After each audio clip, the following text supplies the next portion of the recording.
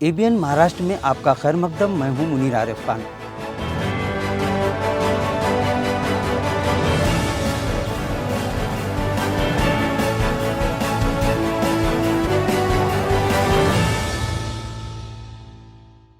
ABN Maharashtra की 5 बड़ी खबरों के खुसूसी खबरनामे में आपका खैर मकदम। मैं हूं मुनीर आरिफ खान।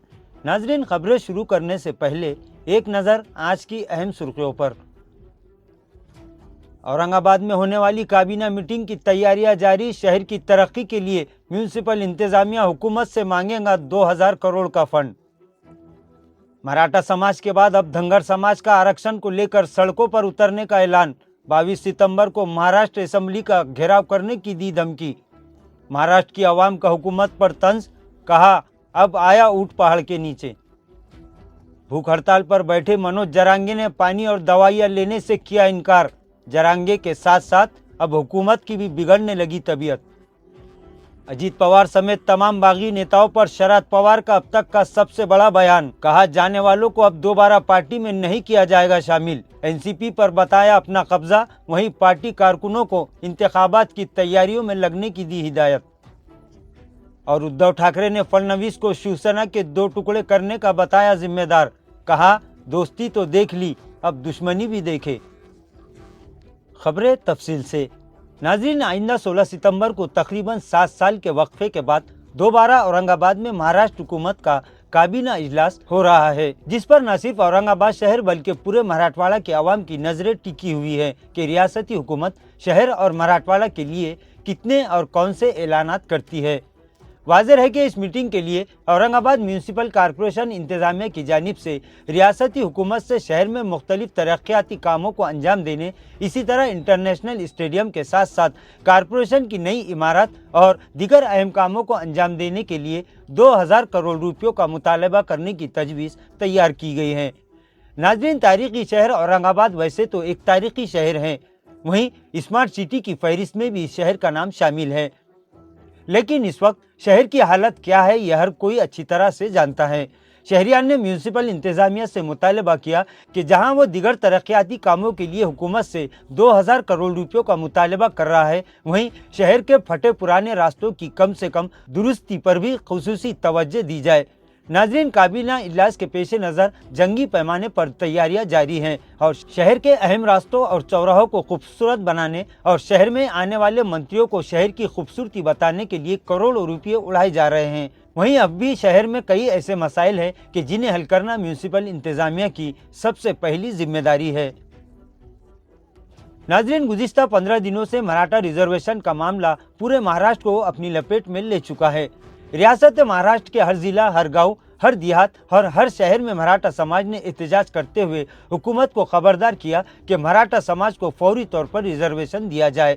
वहीं जालना में इस तहरीक के दौरान लाठीचार्ज और पुलिस कार्रवाई के बाद तो ये मामला मजीद तूल पकड़ चुका है। वहीं अब रियासत की ट्रिपल इंजन सरकार एक और नई मुसीबत में फंस चुकी है। नाज़रीन, महाराष्ट्र के धंगर समाज की जानिब से गुज़िश्ता दिन एक अहम इजलास और हंगामी मीटिंग मुनाकिद हुई, जिसमें पुरजोर मुतालबा करते हुए रियासती हुकूमत को खबरदार किया गया कि जल्द से जल्द धंगर समाज को भी रिजर्वेशन दिया जाए।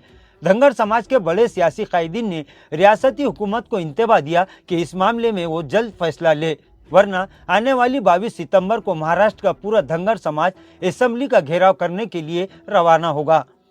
नाज़रीन, अब धंगर समाज भी रिजर्वेशन के लिए रास्ते पर उतरने और हुकूमत से 2-2 हाथ करने का ऐलान कर चुका है। अब मराठा समाज के आक्रोश से हुकूमत पूरी तरह संभल भी नहीं पाई थी कि अब दूसरा मामला सर उठा चुका है। धंगर समाज ने इस सिलसिले में सख्त रवैया इख्तियार कर लिया है। अब देखना यह है कि रियासती हुकूमत मराठा समाज, धंगर समाज, लिंगायत और मुस्लिम रिजर्वेशन पर अब अपना रुख किस तरह और कैसे वाजे करती है।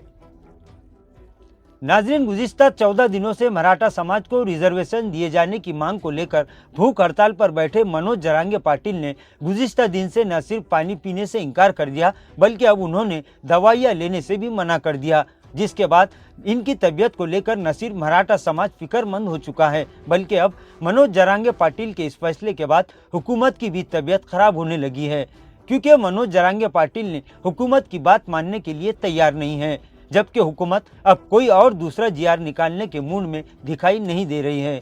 अब वजीर आला एकनाथ शिंदे, देवेंद्र फडणवीस और वजीर दाखिला अजित पवार मनोज जरांगे पाटिल को कब और किस तरह मनाने में कामयाब होते हैं, ये देखने वाली बात है। नाजरीन, एनसीपी सरबराह शरद पवार ने आज पार्टी कारकुनान की एक अहम मीटिंग से खिताब करते हुए पार्टी से बगावत कर बीजेपी हुकूमत में शामिल होने वाले इनके भतीजे और नायब वजीर आला अजित पवार समेत इनके साथ बगावत करके एनसीपी का साथ छोड़ने वाले तमाम बड़े नेताओं के बारे में एक बार फिर बड़ा बयान दिया है। शरद पवार ने कहा कि जिन लोगों ने पार्टी से बगावत करके पार्टी को छोड़ा और नुकसान पहुंचाया, अब इनके लिए एनसीपी के दरवाजे हमेशा के लिए बंद हो चुके हैं। उन्होंने कहा कि इन्हें दोबारा पार्टी में कदम रखने की इजाज़त नहीं दी जाएगी। शरद पवार ने कहा कि बगावत करके इन लोगों ने पार्टी को बहुत बड़ा नुकसान पहुंचाया है, अब इन्हें इसकी सज़ा ज़रूर मिलेगी। वाज़ेह है कि एनसीपी के बड़े नेता समझे जाने वाले और खुद शरद पवार के भतीजे और शरद पवार की बदौलत महाराष्ट्र में एक दो नहीं बल्कि 4 मरतबा वजीर आला का ओहदा हासिल करने वाले अजित पवार ने पार्टी से अचानक बगावत करके शरद पवार के कट्टर हामियों को भी, जो पिछली कई दहाइयों से शरद पवार के साथ थे और बड़े बड़े सियासी ओहदों पर काम कर चुके हैं, इन्हें भी साथ लेकर बीजेपी की हिमायत का ऐलान किया था। और तभी से अजित पवार और शरद पवार दोनों इलेक्शन कमीशन से पार्टी पर अपना कब्जा जताने की कोशिश कर रहे हैं। लेकिन आज एनसीपी के बानी शरद पवार पूरी तरह से साफ कर चुके हैं कि एनसीपी पर सिर्फ इनका कब्जा है, इसीलिए उन्होंने अब अजित पवार का रास्ता पूरी तरह से बंद कर दिया। अजित पवार, छगन भुजबल, सुनील तटकरे, दिलीप वळसे पाटिल, हसन मुशर्रफ समेत तमाम नेताओं को दो टोक अल्फाज में जवाब देते हुए शरद पवार ने कहा कि इन लोगों ने बगावत करके पार्टी के साथ धोखा किया। इसी तरह उन्होंने पार्टी ओहदेदारान और कारकुनान को इंतखाबात की तैयारियों में जुट जाने की हिदायत देते हुए ये भी कहा कि किसी भी वक्त इलेक्शन हो सकते हैं, लिहाजा पार्टी कारकुनान अभी से काम पर लग जाए। नाज़रीन, शिवसेना प्रमुख उद्धव ठाकरे ने गुज़िश्ता दिन जलगांव में मुनाकिदा प्रोग्राम से खिताब करते हुए रियासती और मरकजी हुकूमत पर खूब गुस्सा उतारा। उद्धव ठाकरे ने इस मौके पर भी मराठा रिजर्वेशन को लेकर शिंदे, फडणवीस और अजित पवार की सरकार को निशाना बनाया। उन्होंने कहा कि रियासती हुकूमत एक तरफ मराठा समाज को इंसाफ देने की बात कर रही है तो दूसरी तरफ जालना वाला कांड अंजाम दे दिया गया। उन्होंने नायब वजीर आला देवेंद्र फडणवीस को तो खूब लताड़ा और कहा कि फडणवीस ही की वजह से शिवसेना के 2 टुकड़े हुए हैं। उद्धव ठाकरे ने देवेंद्र फडणवीस को ये भी याद रखने को कहा कि बीजेपी ने शिवसेना की दोस्ती देखी है, अब दुश्मनी भी देख ले। उन्होंने कहा कि आने वाले इलेक्शन में मुल्क का नाम नहीं बल्कि प्रधान बदलेंगे। इधर इसी प्रोग्राम में शिवसेना उद्धव ठाकरे के तर्जुमान संजय राउत ने भी रियासती हुकूमत पर जमकर तनकीद की और कहा कि मिंदे सरकार हर महाज पर पूरी तरह से नाकाम हो चुकी है। संजय राउत ने कहा कि इन्हें शिवसेना से बगावत की कीमत हर हाल में चुकानी पड़ेगी, इसके लिए इन्हें आने वाले इलेक्शन का इंतजार है। नाजरीन, आज के लिए बस इतना ही। कल फिर मुलाकात होगी कुछ अहम खबरों के साथ। तब तक के लिए मैं मुनीर आरिफ खान आपसे इजाज़त चाहता हूँ। अल्लाह हाफिज़।